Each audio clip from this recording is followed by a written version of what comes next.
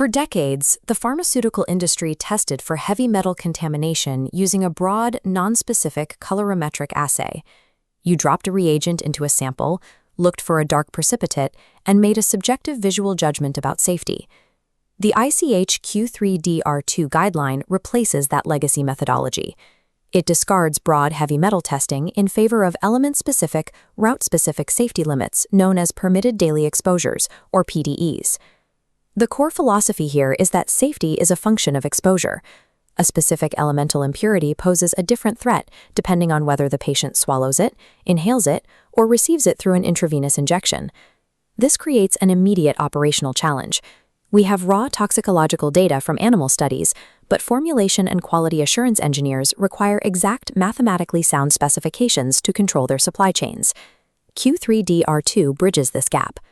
It provides a unified mathematical architecture that translates theoretical toxicology directly into physical manufacturing controls. This schematic shows the three-step pipeline that drives the Q3D framework: toxicity derivation, risk classification, and concentration translation. We start at the toxicology engine. Here, regulators calculate the theoretical permitted daily exposure based entirely on observed biological studies. Next, those elements are processed through a risk matrix. They are mapped across probability and severity vectors based on their inherent chemical threat and the likelihood they will contaminate the final drug. Finally, those theoretical daily mass limits are translated into actionable parts per million concentration limits that quality control teams can test against. Mastering this continuous flow from data to physical limit allows formulation scientists to design compliant, audit-ready drug products. This equation calculates the permitted daily exposure. The baseline metric driving the calculation is the NOAL, the No Observed Adverse Effect level. This is the highest dose administered in an animal or human study that produced no observable adverse effects.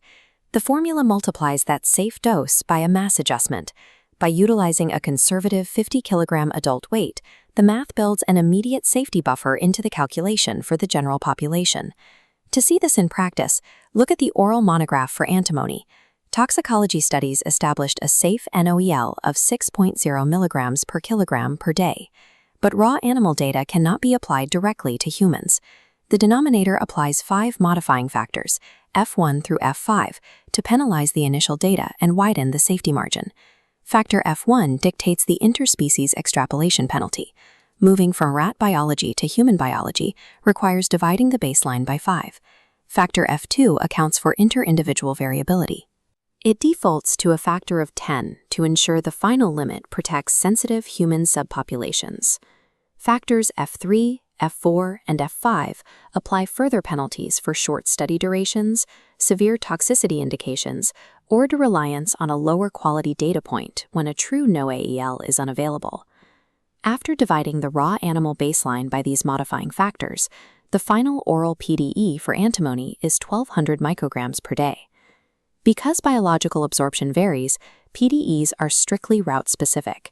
If this same element is inhaled or injected, the oral PDE is adjusted again using modifying factors based on bioavailability. The PDE is a mathematically conservative, biologically grounded safety ceiling for total patient exposure.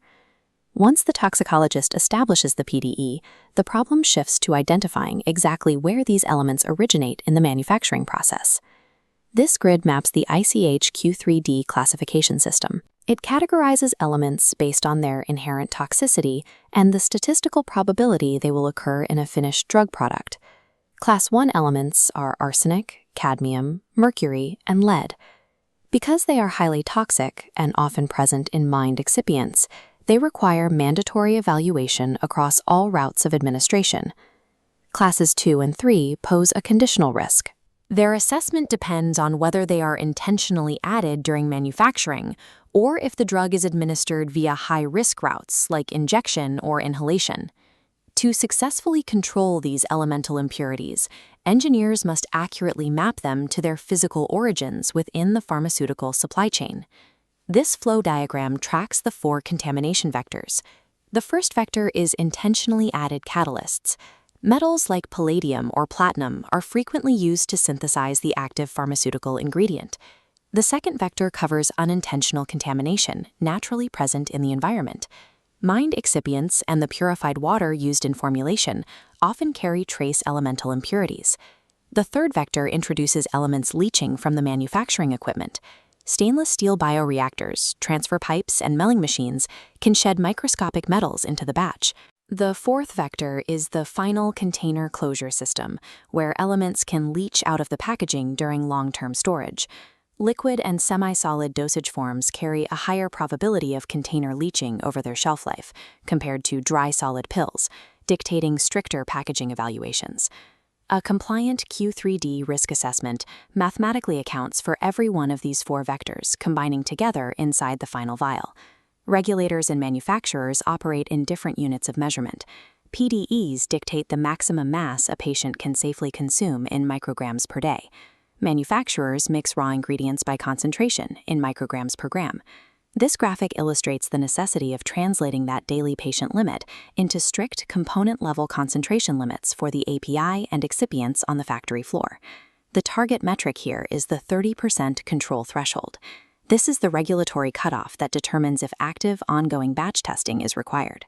If a comprehensive risk assessment proves that the total elemental impurities from all sources consistently stay below this 30% threshold, routine final product testing can be omitted. However, if the assessment shows impurity levels might exceed 30% of the PDE, engineers must employ mathematical conversion models to establish strict specifications for their raw materials. This equation illustrates the option 1 conversion model. It is a simplified approach that assumes a maximum 10-gram daily drug intake and applies a single concentration limit across every component in the drug. The limitation of option 1 is its rigidity.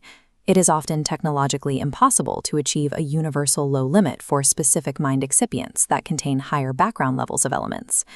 To solve this, equation 2 provides the option 2B conversion model. This is a component-specific summation model that grants engineering flexibility through math.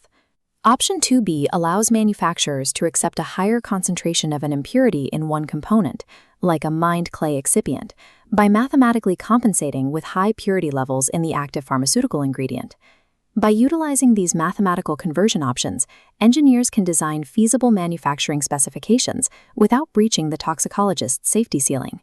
This flowchart tracks the complete ICH Q3D R2 architecture. It forms a single continuous chain of logic from biological data to the factory floor.